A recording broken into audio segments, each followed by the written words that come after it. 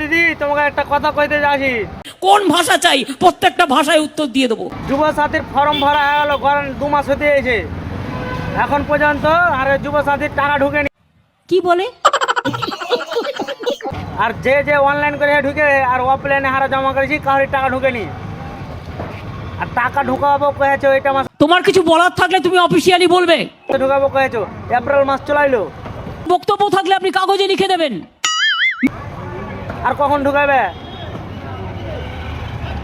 কয়ে দিতে হবে যে ঢুকাবো না। আর নামের বেকার ভাতার ফর্ম ভরেছি। আপনি মিটিংটা নষ্ট করার অধিকার আপনার। কো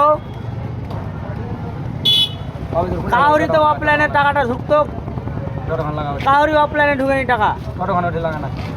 খাস করে আমরা চাকলে বলোকে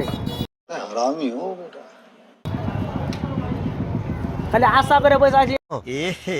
रहा नहीं जाता तड़प ही ऐसी है ना। এই মমতা দিদি টাকা ঢুকাইছে।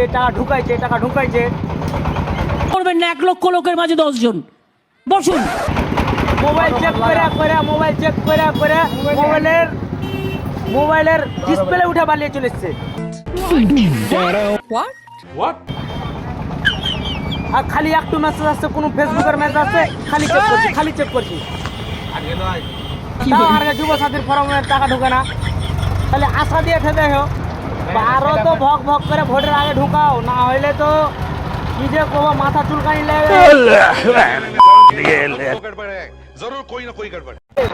জানো যুব সমাজের যুব চাংরা কি করতে পারে? কারা এরা? আমি তো বুঝতেও পারছি না। হু আর দিস পিপল?